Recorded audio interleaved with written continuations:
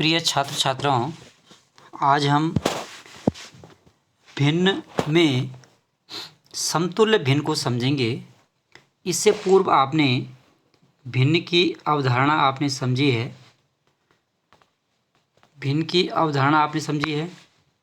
उसके बाद आपने समान हर वाली भिन्नों का जोड़, घटाना और असमान हर वाली भिन्नों को भी हमने पढ़ा है। आज हम देखते हैं समतुल्य भिन्न। समतुल्य भिन्न क्या होती है, इसको हम समझते हैं। ठीक है, तो इसको हम कुछ जो उदाहरण होते हैं उनकी सहायता से हम समझते हैं। तो चलिए हम डायग्राम से समझते हैं कि समतुल्य भिन्न क्या होती है। यहाँ पर आप देख रहे होंगे, हमने एक सर्कल बनाया है और ठीक इसी के बराबर में दूसरा सर्कल बनाया है।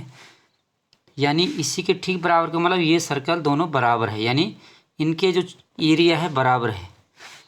या हम ऐसा कह सकते हैं कि इन दोनों जो सर्कल हैं, जो दो वृत्त है, दोनों के जो समान त्रिज्या के वृत्त हैं।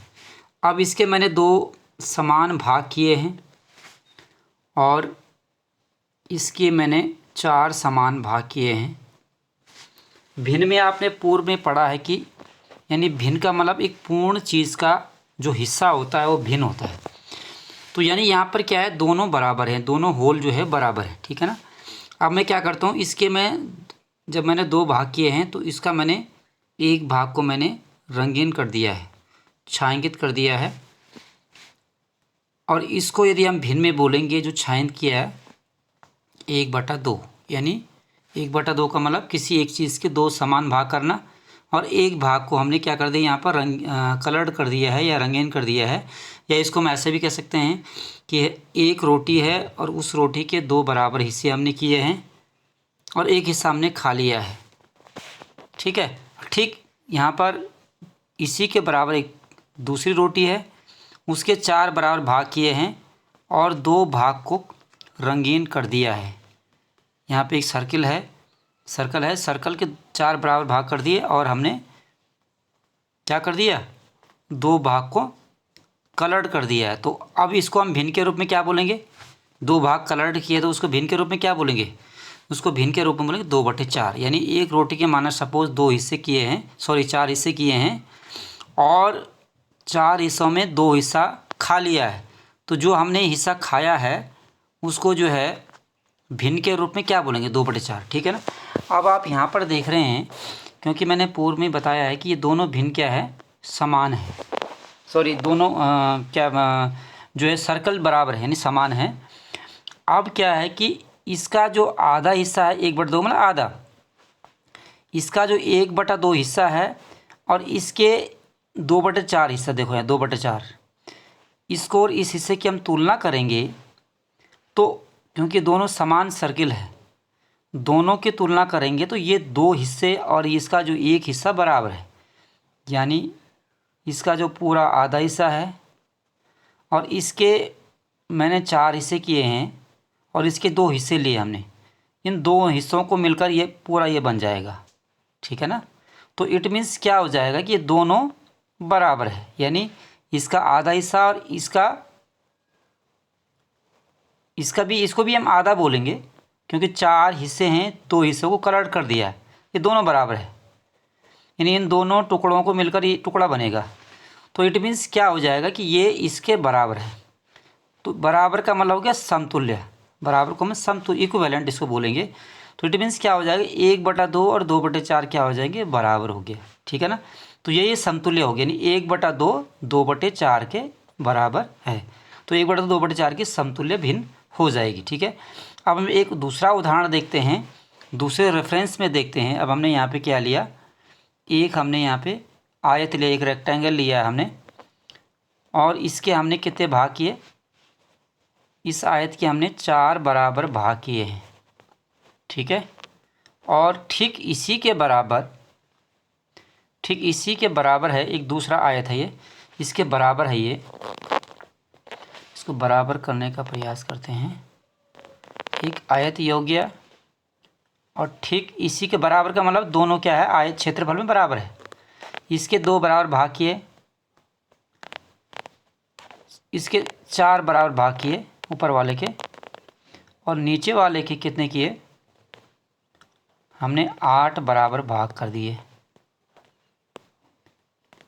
1 2 3 4 5 6 7 8, 1 2 3 4। अब इसमें देखेंगे हम, अब मैं इसके एक भाग को रंगीन कर देता हूँ, यानी कलर्ड कर देता हूँ, ठीक है। तो इसको भिन्न के रूप में बोलेंगे, इसको भिन्न के रूप में बोलेंगे 1/4 ऊपर वाले को, और इसके मैं 2 भाग को कलर्ड कर देता हूँ। तो इसको बोलेंगे कुल भाग 8 है, 2 भाग को मैंने कलर्ड कर दिया, इसको बोलेंगे 2/8। अब आप इस चित्र को ध्यान से देखेंगे कि ये क्योंकि दोनों आयत बराबर है, यानी बराबर क्षेत्रफल के हैं ये दोनों आयत, तो अब इसका जो एक भाग है, इसके जो 2 भाग हैं, इसका एक भाग इसके 2 भाग क्या है, बराबर है। इसका एक भाग इसके 2 भाग के बराबर है। इट मीन्स क्या हो जाएगा, इट मीन्स ये हो जाएगा कि ये दोनों क्या हो जाएंगे, बराबर हो जाएंगे, ठीक है ना। तो ये 1/4 और 2/8 क्या हो जाएगी, ये बराबर भिन्न हो जाएगी, ठीक है ना, यानी समतुल्य भिन्न हो जाएगी। यानी 1/4 और 2/8, यानी ये जितना 1/1/4 हिस्सा है इसका, उसने उतना ही इसका 2/8वां हिस्सा है, ठीक है ना, 2/8वें हिस्से। तो यानी 1/4 और 2/8 क्या बराबर है। तो ये 1/4 और 2/8 दोनों कैसे भिन्न है, तुलना करेंगे तो बराबर भिन्न, यानी समतुल्य भिन्न हो गई है, ठीक है। तो अब हमने क्या सीखा है, इन दोनों उदाहरण से हमने ये सीखा है कि पहले वाले उदाहरण से हम सीखा 1/2 क्या है, 2/4 के समतुल्य है, और 1/4 जो है 2/8 के समतुल्य है। अब इसमें हम देख रहे हैं कि अब यहाँ से एक पैटर्न हम देखते हैं कि यदि हम 1/4 में यदि 2 की गुणा कर देंगे तो हमें क्या मिलेगा, 2/4 मिलेगा, ठीक है। और इसमें यदि इस पर भी 2 की गुणा कर देंगे तो हमें ये क्या मिलेगा, 2/8 मिलेगा, ठीक है ना। तो इट मीन्स क्या हो जाएगा कि अब यहाँ से एक पैटर्न हम देखेंगे कि यदि किसी भिन्न में यदि समान संख्या का गुणा कर दिया जाए तो उसकी एक समतुल्य भिन्न मिलेगी, यानी ये मूल भिन्न है तो उसकी समतुल्य भिन्न मिलेगी, ठीक है ना। ठीक इसी प्रकार हम आगे देखते हैं, यदि माना हमने 2/8 कोई भिन्न ली है और उसका समतुल्य भिन्न क्या हो रही है, 1/2 हो रही है, तो यदि हम इसमें 2 का भाग देंगे तो तभी हमें क्या मिला, 1/2 हो रहा है, 1/2 हमें मिल रही है, ठीक है ना, जो कि इसके समतुल्य है। तो कहने का तात्पर्य यह है कि यदि किसी भिन्न में समान संख्या का गुणा कर दिया जाए, किसी एक संख्या के समान संख्या गुणा कर दिया जाए तो उसकी समतुल्य भिन्न मिलेगी। जैसे माना 1/3 में यदि 5 की गुणा कर देंगे तो यानी एक समतुल्य भिन्न, इस 5 से 15, यानी 1/3 मूल भिन्न है तो इसकी समतुल्य भिन्न 5/15 मिलेगी, ठीक है। समान संख्या गुणा, अब किसी भी संख्या गुणा कर दो पर एक ही संख्या को ऊपर नीचे गुणा करना है, अंश में भी करना है, हर में भी करना है, ठीक है ना, तो उसकी समतुल्य भिन्न मिलेगी, ठीक है। ठीक इसी प्रकार हम समतुल्य भिन्न निकालने के लिए यदि हम गुणा करते हैं तो समान संख्या का यदि हम भाग देंगे, यानी जैसे माना 6/8 भिन्न है, उसमें हमने क्या कर दिया, 2 का भाग दे दिया ऊपर नीचे अंश और हर में, तो हमें कौन सी भिन्न मिलेगी, एक जो भिन्न मिलेगी उसके समतुल्य मिलेगी, ठीक है ना, 3/4, ठीक है।